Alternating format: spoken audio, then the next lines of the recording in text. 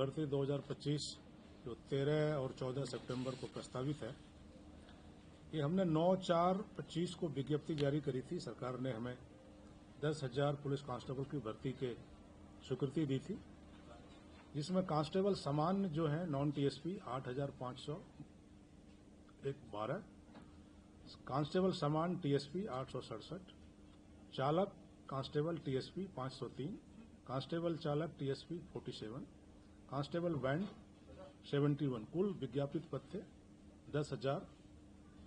इसमें जो विभिन्न कैटेगरीज हैं, आप सबको पता है कि हमारी जो भर्ती होती है यूनिट वाइज होती है। तो 3 नवसर्जित सरकार ने 3 नवसर्जित महिला बटालियन अमृता देवी, काली देवी, कालीबाई एंड पद्मिनी देवी की स्वीकृति दी थी 1500, तो उसकी हम पूरी भर्ती कर रहे हैं। तो एक साथ ही तीनों जो हमारी बटालियन है खड़ी हो जाएंगे। और 33% का आरक्षण भी पुलिस में किया गया था, तो जिसको भी हम लागू कर रहे हैं 33% के हिसाब से। महिलाओं के लिए 3303 पद आरक्षित रखे गए, सभी यूनिट्स में ये है। हमें 5,24,740 प्राप्त हुए आवेदन, जिसमें से टीएनटी के 1,05,000 थे और बाकी शेष जो हमने बताया जीडी ड्राइवर उनके थे। हमारी जो परीक्षा की जो प्लानिंग है वो 13 तारीख को 3 बजे से 5 बजे 9 शहरों में की जा रही है, जो सारे संभाग मुख्यालय हैं, इसके अलावा दौसा एंड बूंदी। तो यहाँ पर ये परीक्षा भीलवाड़ा, इन जगहों पर कल एग्जाम होंगी सेकेंड हाफ में, जिसमें टीएनटी तो सरकार ने जो हमें आईटी के पद एक दिए थे, जिसको टीएनटी में भर्ती कर रहे हैं, और वो सभी थानों में आईटी कांस्टेबल के रूप में वो काम करेंगे। भर्ती टीएनटी से हो रही है, क्योंकि टीएनटी का जो बैकग्राउंड है वो साइंस बैकग्राउंड है, उनके पेपर अलग होंगे। 12वीं मैथ्स फिजिक्स के पेपर होते हैं उसमें। वो लड़के अल्टीमेटली टीएनटी से भर्ती होगी, उनकी ट्रेनिंग होगी। सरकार ने अकेडमी भी बनाई है, जो अपग्रेड है ट्रेनिंग, जो टेक्निकल अकेडमी है उसको भी अपग्रेड किया है, तो वहां से ट्रेंड होकर आईटी कांस्टेबल के रूप में थानों में काम करेंगे। 14 को प्रथम पारी में 2,09,087 और 582 केंद्रों पर 21 जिलों में किए जा रहे हैं। वो सूची हम आपको बता देंगे जो 21 जिले हैं। और द्वितीय पारी में 2,08,907 580 सेंटरों में आयोजित की जा रही हैं। उन्हीं जिलों में है जो फर्स्ट शिफ्ट में जहां है, सेकेंड शिफ्ट में वही है, वही सेंटर्स भी हैं और आइडेंटिकल नंबर भी है मोर और लेस। कल से हमने प्रवेश पत्र लाइव कर दिया है, और 5 दिन पहले से हमने पहले उनको बता दिया था कौन से शहर में कौन कैंडिडेट का आने वाला एग्जाम, और कल से हमने प्रवेश पत्र दे दिया। यहाँ पर हमारा कंट्रोल रूम है जो 24 आवर चल रहा है। किसी तरह की डिस्क्रिपेंसी आती है, कई बच्चे क्या होते हैं कि स्पेलिंग गलत डाल देते हैं, नाम डाल देते हैं, हस्ताक्षर कई जगह गलत हो जाती है, कुछ चीजें आ रही हैं, उसका हम समाधान कर रहे हैं। और जो डीआईटी हमारी प्रवेश पत्र जारी करती है, उनका भी एक हेल्पलाइन नंबर है, जिस पर वो भी इसको एड्रेस कर रहे हैं। ये जो हेल्पलाइन नंबर हमने यहाँ विशेष तौर पर खोला है और मेल दिया है, वो हम आपको इसमें बता रहे हैं। परीक्षा की पारदर्शिता शुचिता के लिए हमने जो कदम उठाए हैं उसकी मैं थोड़ा सा सिलसिलेवार ढंग से बताऊं कि पहली बार तो सभी परीक्षा केंद्रों के सभी रूम से लाइव फीड पुलिस मुख्यालय को आएगी। सभी जगह अनिवार्य किया गया है, कोई भी परीक्षा केंद्र के अंदर कोई भी कमरा बिना लाइव के नहीं है। सभी कमरों में सीसीटीवी लगाए गए हैं और कंट्रोल रूम यहां पर हमारा काम कर रहा है। फ्रिस्किंग की 2 स्टेज है।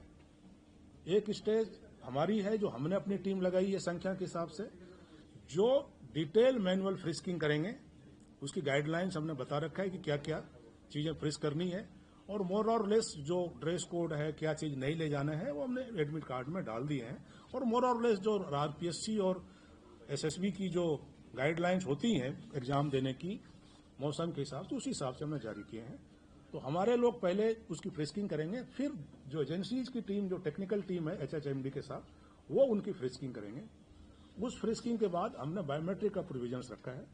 वो बायोमेट्रिक करेंगे, उनको सारा डेटा है, वो बायोमेट्रिक करेंगे। बायोमेट्रिक के साथ फोटो का भी मिलान करेंगे किसी तरह की कोई डिस्क्रिपेंसी आएगी, वो हमारे पास कुछ आए हैं तो उसकी हम जांच कर रहे हैं। जांच करने के बाद जब ये परीक्षा केंद्र पर बच्चे जाएंगे तो उनकी हम डिटेल करेंगे। हो सकता हो कि मशीन्स में कुछ कमियां हैं, लेकिन हम मौके पर उसकी जांच करके तसल्ली करने के बाद उनको प्रवेश दिलाएंगे।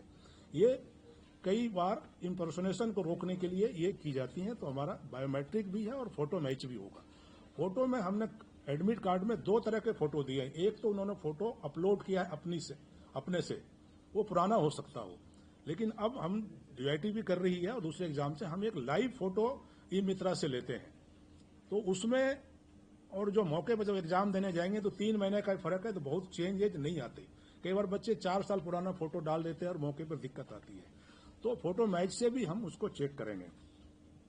फिर बायोमेट्रिक के बाद अगला जो चरण है वो हम सभी सेंटरों पर जैमर लगाए हैं, ताकि किसी तरह की जो मोबाइल डिवाइस के माध्यम से, स्मार्टफोन के माध्यम से जो दिक्कतें आती हैं और जो समस्या आती हैं उससे बचा जा सके। फुल प्रूफ करने के क्रम में अगला कदम है कि किसी को भी, इवन सेंटर सुपरिटेंडेंट और हमारे वरिष्ठ अधिकारी तक को, किसी को भी परीक्षा केंद्र के अंदर स्मार्टफोन ले जाने की अनुमति नहीं है। सभी जो मैसेज पास ऑन होगा, जो भी उनको कोड दिया जाएगा, एवरीथिंग, वो हमने व्यवस्था करी है कि जो कीपैड मोबाइल है सभी सेंटर सुपरिटेंडेंट के पास, जो कीपैड पुराना मोबाइल होता था वही है। उसी ग्रुप से जो हमारी राजस्थान पुलिस का जो प्लेटफॉर्म है उनसे सूचित करेंगे जो भी हमें मैसेज, गोपनीय सूचना देनी है।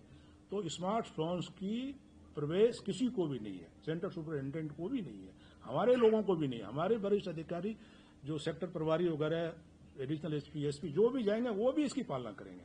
वो भी काउंटर पर जमा कराएंगे और फिर अंदर जाएंगे, चेक करेंगे और फिर वापस आएंगे, ताकि हम अब खुद ही इसकी नियम की पालना करें। जो अंदर ड्यूटी देंगे, 2 ही लोगों को ड्यूटी देने के लिए अधिकृत किया गया अंदर, बाकी तो बाहर रहेंगे। एक जो कंट्रोल रूम जहां हर एक सेंटर पर होगा, जहां प्रश्न पत्र 1 घंटे आधा घंटे के लिए रहेंगे, वहां CCTV होगी। वो 1 घंटे की पूरी फीड कंट्रोल रूम में आएगी, उस समय हम वही मॉनिटर करेंगे। वहां पर हमारा एक आदमी होगा, एजेंसी का एक आदमी होगा और सेंटर सुपरिटेंडेंट होगा। तीनों की जिम्मेदारी है कि वो उसकी सुरक्षा में रहे और नियमानुसार वो खुल के कमरे तक जाएं। प्रश्न पत्र पैकिंग की जो है वो फुल प्रूफ है, 9 स्तर की उसकी पैकिंग है, उसमें छेड़छाड़ नहीं हो सकती। हर एक बुकलेट इंडिविजुअल इन्वेलप में बंद है। फिर वो मल्टी पैकिंग करते करते करते कई तरह की, आपको पता है अभी कुछ दिन पहले SSB भी ने भी दिया, मोर और लेस उससे के बराबर और कहीं ज्यादा भी है, वो हमने उसको सुरक्षित करने का। कंट्रोल रूम, हमारा जो कोषागार है, सारे सामान जो प्रश्न पत्र है हमारे 21 जिलों पर पहुंच गए हैं। वहां पर CCTV अंदर और बाहर लगी हुई है, उसका कंट्रोल रूम चालू है और यहाँ 21 जिलों की फीड आ रही है। 3 दिन से उसको हम मॉनिटर कर रहे हैं। अब वो किसी भी परिस्थिति में नहीं खुलेगी बिना मुख्यालय के आदेश के, और ऐन मौके पर ही उनको बताया जाएगा कि ये कौन सी प्रश्न पत्र सेंटर पर जानी है। हमारे पास मल्टीपल ऑप्शंस हैं, वो हम अभी आपको शेयर नहीं करेंगे कितने ऑप्शंस हैं, तो वो हम उसी समय बताएंगे 1 घंटा 1.5 घंटा पहले। और जो खोलने का समय है उस समय भी हम उनको गोपनीय सूचना देंगे, तभी वो खुलेगी। ट्रेजरी से कंट्रोल रूम तक ले जाने के लिए हर एक सेंटर पर एक गाड़ी और उसमें एक आर्म्ड गार्ड लगाई गई है, जो उसको सेंटर सुपरिटेंडेंट को सुपुर्द करके आएंगे। 2 सेंटर के लिए एक गाड़ी डेडिकेटेड है, उसमें 4 आदमी होंगे और आर्म्स गार्ड होगी, वो सुरक्षित उनको वहां पहुंचाएंगे। बाद परीक्षा फिर वो GPS मोबाइल व्हीकल में स्क्वाड के साथ यहां पर जमा होगी। पुलिस मुख्यालय में हमने कंट्रोल रूम बनाया है, उसके बाद आगे की प्रक्रिया जो होती है वो की जाएगी।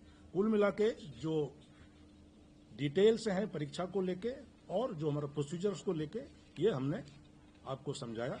और साथ साथ जिलों को जो हमारे SP, additional SP, range IG सभी इसमें लगे हुए हैं व्यवस्था में। परसों DG साहब ने सभी SP IG के साथ VC करके निर्देश दिए कि इसको टॉप प्रायोरिटी पर रख करके इसको अंजाम दीजिए, इसको कतई कोताही बरतने की जरूरत नहीं है। तो सभी IG SP पर्सनली इसको मॉनिटर कर रहे हैं। ACS होम की तरफ से भी जिला कलेक्टर एंड जिला शिक्षा अधिकारी को निर्देश दिए गए हैं कि इस परीक्षा में आप सहयोग करें, जो भी अपेक्षित सहयोग जिला पुलिस अधीक्षक कलेक्टर से रिक्वेस्ट करें उनको मुहैया करें। ये कुल मिला के जो प्रोटोकॉल और प्रोसीजर्स जो था वो हमने निर्देश दिए। बाकी बातों के बारे में एडीजी एटीएस और एसओजी आपको कुछ बिंदु और भी बताएंगे।